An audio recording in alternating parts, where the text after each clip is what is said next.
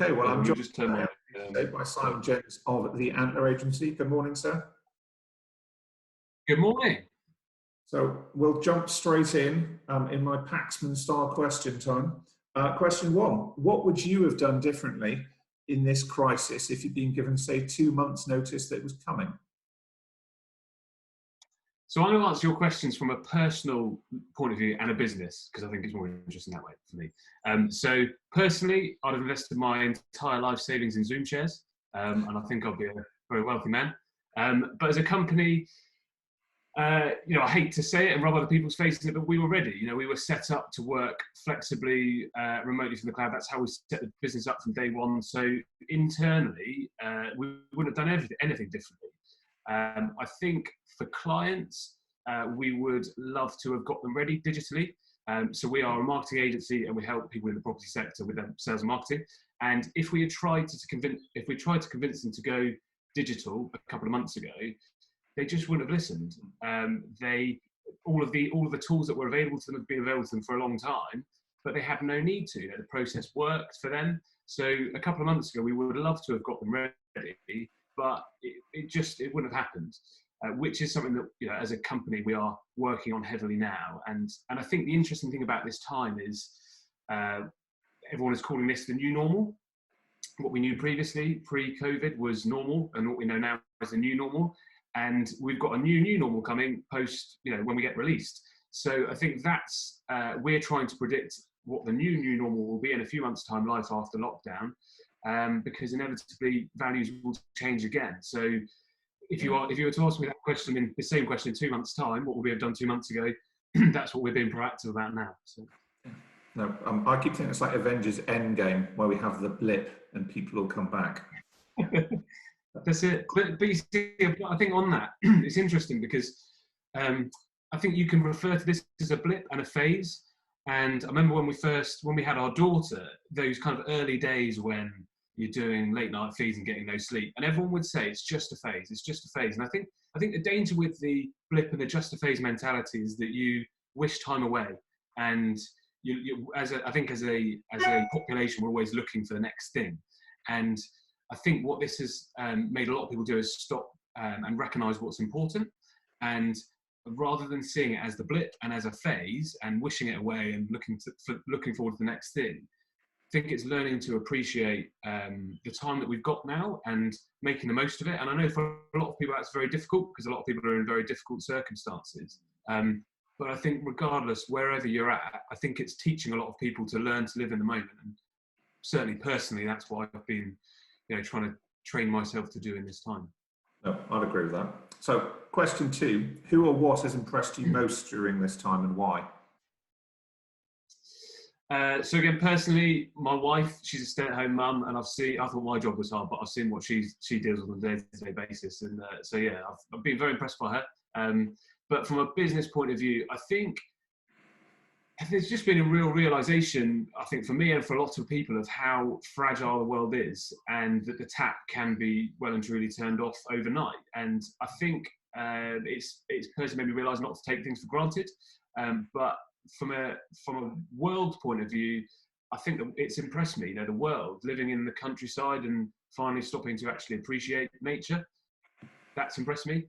The incredible human acts, that's impressed me. Suddenly the balance has shifted from idolization of celebrities, really taking seriously what matters. The nurses, the supermarket staff, they've impressed me. The 90-year-old man on his Zimmer frame that's raised millions, he's impressed me. And I think as a country, we're renowned for our resilience, and again, we'll continue to be renowned for it. I think that's impressed me. So yeah, a huge amount has impressed me, and I think it's the positive. You've got to have that positive attitude, I think, at this moment in time. No, I agree with that. Question three, describe something you've most enjoyed at this time. So on a personal level, spending more time with my family than ever. And I think I did a bit of a calculation because, so I'm quite lucky, the office is only half an hour away, but it means I spend an hour a day in the car. So roughly over this time, that's of kind of quality time with family. That's 4 days that I've had in addition, when you add it all up in lockdown, that I wouldn't have had otherwise. So I've really enjoyed that family time. And on a business level, the opportunities, just there's the saying, necessity is the mother of innovation. Yeah. And I think, interestingly, what might seem a necessity now will change. But I have really, really enjoyed looking for the opportunity and the challenge of that. So as an agency, we're actively researching and putting plans into place to help our current clients and the future clients to bounce back. And I think we've really enjoyed looking for those opportunities.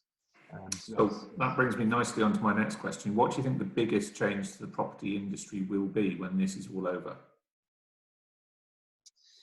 So I think all over is an interesting term. And I think it depends how you define it. So, there's rumours of a phased release, or no one really knows what it looks like at the moment, but inevitably there will be a point where we can return, or some people can return to normality.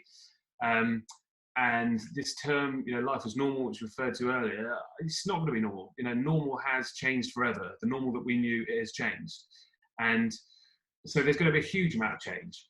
I think from our point of view, on the sales side for property, digital, that is what is going to change.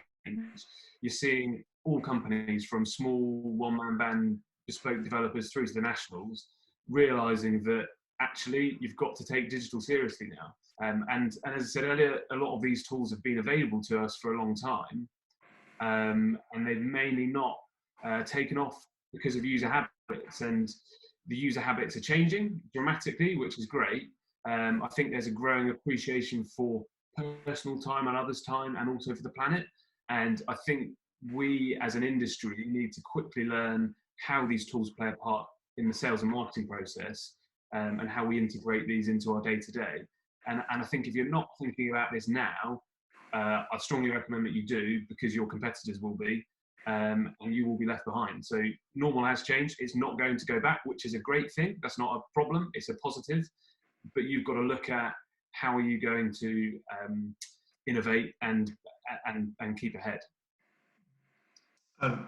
Finally, last but not least, and I think I might have an idea of what this answer might be, what are you looking forward to the most when lockdown ends and some semblance of normality starts to return?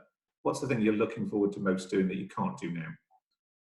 So personally, I can't wait to go to the beach. I can't wait to go and swim in the sea and have some fun down there. And I'm looking forward to not taking time for granted. I think this has given me a real appreciation of time. And then as a business, I'm really, really excited to see what's in store. I think the opportunities to innovate and adapt. And I'm really looking forward to just meeting people face to face again. I think the social aspect, these video calls are brilliant, but nothing quite beats a face to face conversation. And